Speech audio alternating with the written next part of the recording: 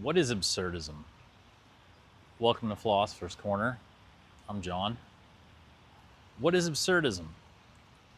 It is the philosophy that life is meaningless and that human existence is likewise meaningless. A couple of the major philosophers who took this view were Albert Camus and Kierkegaard.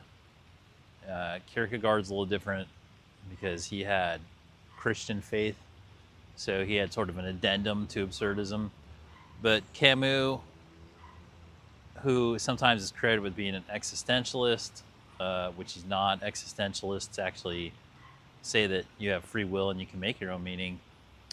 He said, no, nothing doing. Like, life is absurd, it has no meaning, and the more one tries to make sense out of life, the more frustrated they get, because ultimately life has no meaning.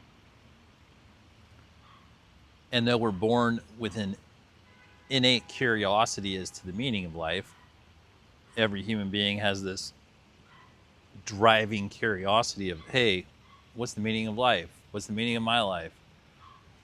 He says that that essentially serves to nearly torture every person, because ultimately there is no meaning. So from the outset, it's a pretty bleak philosophy, and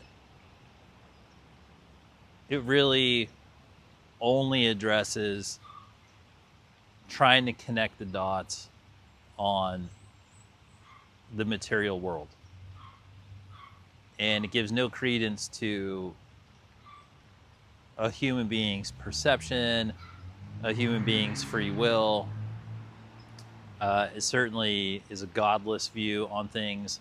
Godless both in the sense of there being any intentional design in the design of reality, or there being any sort of like supernatural or spiritual thread that connects it all, or that there's ultimately any higher vista to be attained on the bigger picture of life. They just sort of wrap it up and say it's a random set of experiences that doesn't have any meaning, it doesn't have any purpose. And many artists and many philosophers throughout the years have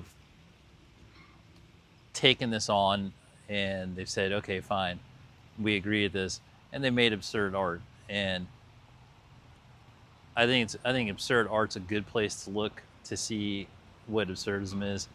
And absurd art is art that's made with the direct intention to have no meaning, that it's nonsensical, it can be illogical, and it has no conclusion, it has no moral tale to tell, it has no meaning, it has no purpose, it seeks to serve for what they see as a mirror of a meaningless world. And in their world, the entire creation is meaningless. Which, I mean, as a philosopher, I think if you're going to restrict yourself to simply cataloging material phenomenon and not connecting any dots and not drawing any conclusions, then I think that, of course, you're going to come to that conclusion. So, I mean, personally, I think they're lazy. I think they're lazy and hopeless. I think absurd. It's like, are long stretches of life absurd? Yeah, I think absolutely long stretches of life are absurd. But it's really lazy to not talk to other people who have found meaning in life. It doesn't have to have religious context or anything. Like on a completely like secular level, just like if you only believe that the physical reality is all there is, if you still interview enough people, you're going to find out that plenty of people have found meaning in life to a degree where you can't dismiss it, no matter how skeptical or pessimistic you are. And Absurdism, of course, it rejects all notions of that. It basically says that anybody who appears to have found meaning in life is just kidding themselves. So it's essentially saying that if you think there's meaning in life, you're delusional.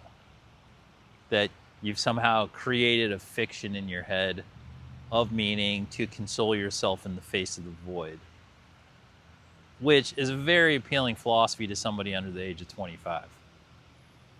Because you can get a sense of scale of creation, which makes you feel like, makes your intellectual ego feel very big, and you feel very pleased with yourself that you have grasped some sense of scale of the enormity of creation, which in truth you really can't, because it's eternal and infinite.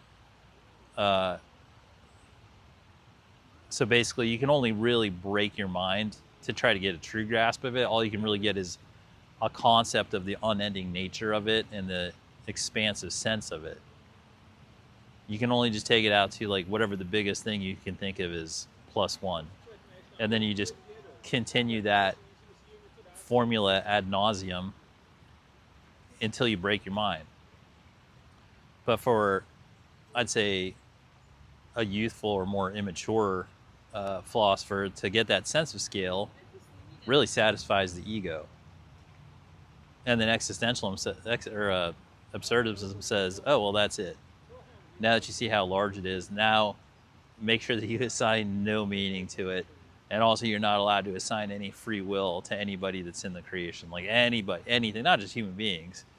I don't even know where the absurdists land on in terms of just permutation of life throughout known creation. Because if they're that pessimistic about the meaning of life, then the odds of them assigning any sort of like free will or value or anything to potentially non-human life on other planets, which is a mathematical and probable, it's like a statistically probable inevitability that there's life other than human beings on other planets, which means that, bad news for them. Absurdism tells them that all of their lives are meaningless too, which is silly, because if you do create your own meaning, that is meaning. I get where the absurdists say, like, there's sort of gridlock. Things can present themselves as not making sense, but over time, everything makes sense. And in terms of meaning, well, meaning's a journey. Meaning is attained by returning to source. And that can be your soul returning to source. It can be your heart returning to source. It can be anything returning to source. It can be a minor thing returning to source, like a salmon returning to its spawning grounds. Like, it can be anything. But completing a cycle gives meaning to something, because then you have context and you have the story. And those stories do have meaning. They're not empty. They are not meaningless. However, absurdity says that it is meaningless. Absurdity assigns no value to it.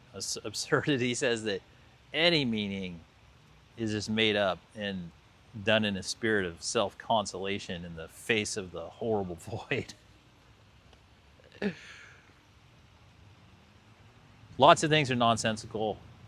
Meaning takes a long time. Kierkegaard said that for sure, if you just stay in the material world, the logical of phenomenon, other religions call it Maya. He says, yeah, if all you do is confine yourself to that world and you ascribe no intention, no intelligence, no nothing to it, that it's just everything's utterly random and soulless, yeah, of course, that's the conclusion you can come to, is the conclusion of absurdism. And Kierkegaard says that's the point at which you have to take a leap of faith, basically to another dimension. Now that you've come to the overall assessment of that particular dimension, which is a hopeless, meaningless dimension of just like physical phenomenon, he says then you take a leap of faith to find out what the meaning is.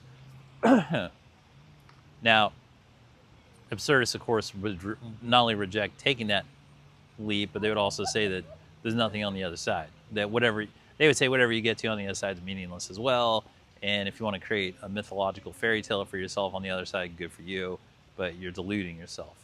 So basically, absurdists say they found out the answer, and the answer is that everything's meaningless, and that everyone else who thinks there's meaning is deluding themselves. So, you know, next time you're holding your child and gazing into its eyes and the wonders of the universe and the love you feel, just remember that absurdists say that's meaningless. So, which I find absurd. Well, thanks for spending some time here at Philosopher's Corner. I hope you found it helpful and meaningful. And as always, have fun.